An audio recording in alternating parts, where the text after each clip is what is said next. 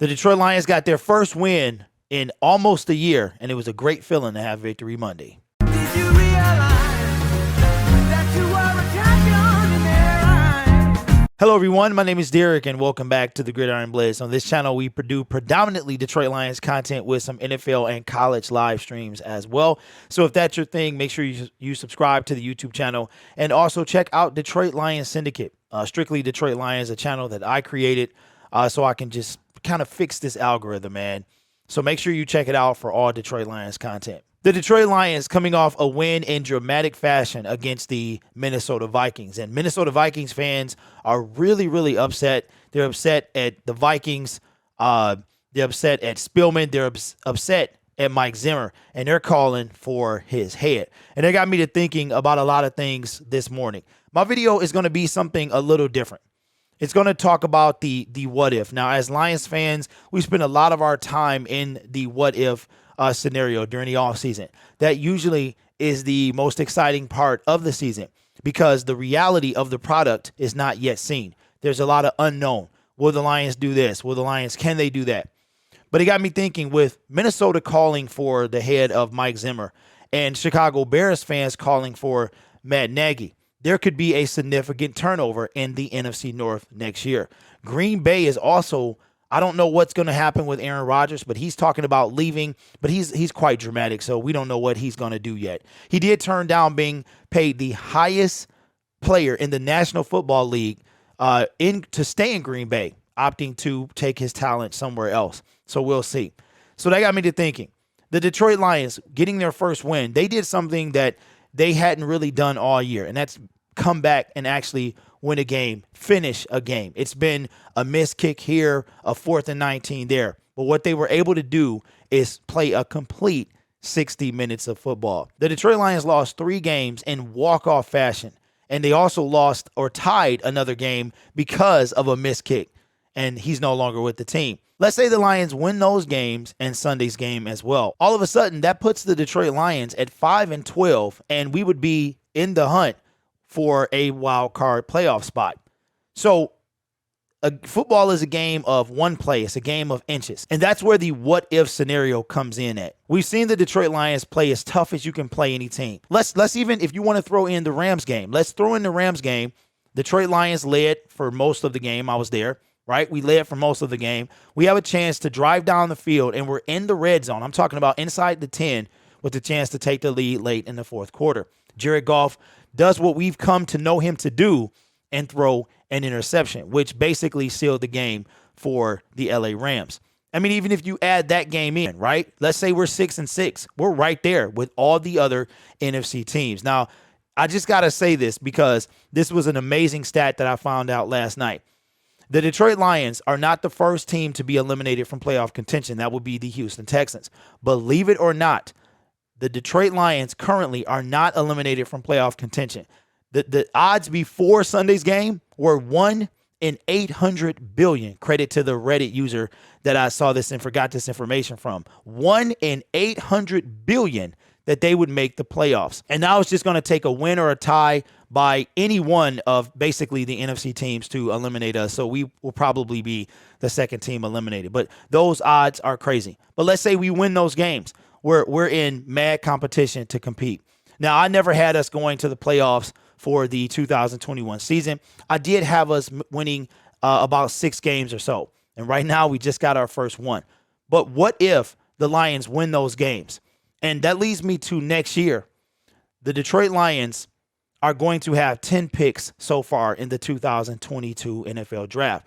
Right now, they've got the first pick, but I'm pretty sure they'll pick top 5 easy. The Detroit Lions will not only have their first round pick, but the pick from the LA Rams. They will also have an early pick in the early 2nd round as well. And I really believe the Lions can really change the tide with these picks. Brad Holmes and Dan Campbell really knocked it out of the park with their drafts this year. I mean, you have Jerry Jacobs. You've got Iffy before he got hurt. McNeil, Levi. Amon-Ra St. Brown had 10 catches in Sunday's game, and we've been waiting for this guy to explode, and he stepped up big. Believe it or not, that was his first touchdown pass of the season. Waited to the 12th game to get it. I know it's only one win, and Lions fans, y'all know me, man. I was on the outskirts of not even coming back to watch a game because I was just so I was so sick of being disappointed by a team who essentially dominated the first half, and it looked like Dan Campbell was trying to hand the game back to the Minnesota Vikings. And I just said, you know what? I'm not going to tolerate this anymore this season. And my season was on the line for the Detroit Lions. That's how we do, Lions fans. We're there through the worst, and sometimes we get fed up during the season, but we always come back. I was going to keep making content. I was going to still be watching the highlights and things like that, but that 3-hour live stream and 3 hours of my life, I was not going to give them any more this season. I was just so disappointed in how they were self-imploding. The Lions have led for, get this, a whopping, before Sunday's game, a whopping 9 minutes and 25 seconds. I want you to set a timer, Android device, Apple device, set a timer for 9 minutes and 25 seconds and see just how little time that is. Okay. The Lions have a lot of work to do, but Sunday's game, the way that Jared Goff was able to drive down the field with the help of his team, the offensive line kind of stitched together, was able to drive down the field. I mean, you're talking about a 14-play, 75-yard, hate to do this, but it was vintage Matthew Stafford. As a matter of fact, I told Jared Goff to channel his inner Matthew Stafford, and he was able to, with the last play on 4th down with 4 seconds left in the game, was able to throw a pretty ball. Jared Goff, man, he was on point. Without the fumble, which to me wasn't his fault, but the interception he played pretty much a flawless game, man. That was the vintage Jared Goff, if you will. Jared Goff may not be the future of this team, but he is the immediate future of this team. He will be here next year. So we got to see more of that. I made a video. I told you guys a month ago that Josh Reynolds was going to change the dynamic of this team. He was going to, all of a sudden, if you notice, Jared Goff, ever since Josh Reynolds has arrived in Detroit, Jared Goff has healed from his injury. I mean, the very first time they played together this year, he threw a touchdown pass, a 39-yard touchdown pass.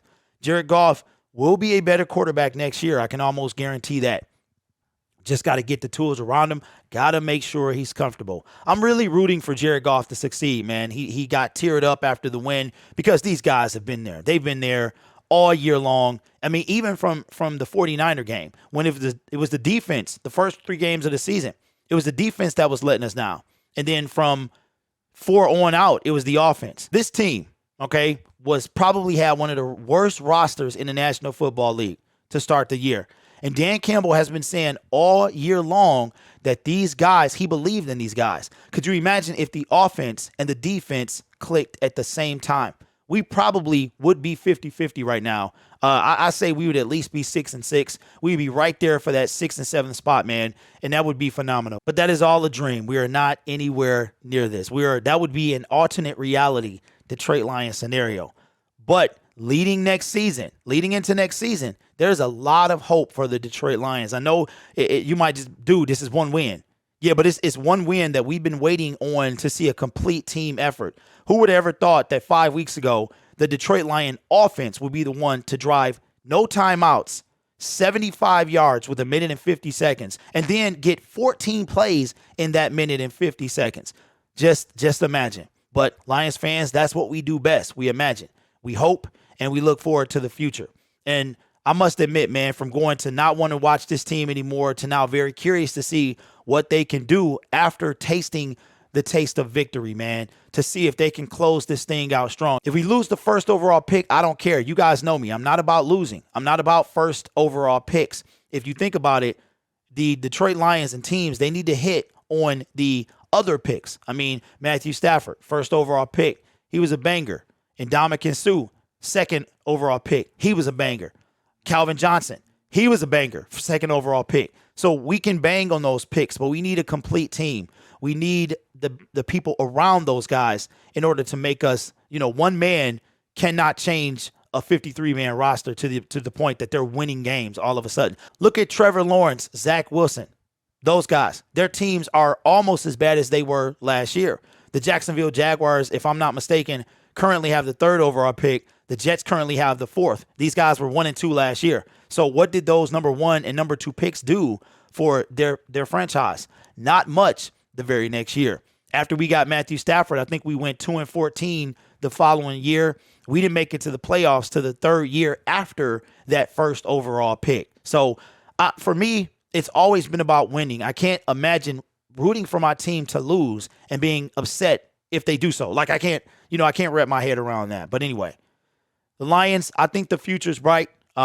We just gotta, both sides of the ball got to be clicking. We got to build this team the right way. And I think that we're going to do that. I actually do trust Brad Holmes and Dan Campbell. I will say this, though. Dan Campbell, you got to find an OC, brother, because it ain't working right now. You know, you worry about the team and overseeing everybody, but you let somebody else call them plays because it ain't really working, brother. But you know what? Shout out to you for getting your first win in the offseason. We got to get somebody that's going to really open up this offense, get creative. Maybe Eric Bieniemy. I don't know. Maybe you can. I don't know. I'm just throwing names out there. Maybe somebody will want to come here, but and help build this team. But we shall see. My name is Derek. This is the Gridiron Blitz. Be sure to subscribe to the YouTube channel. Please pin comment below. Detroit Lions Syndicate. We're trying to get to 200 subscribers over there, and I would appreciate if you give me a subscription. You guys are awesome. Take care of yourself, and I'll see you in the next video. Go Lions.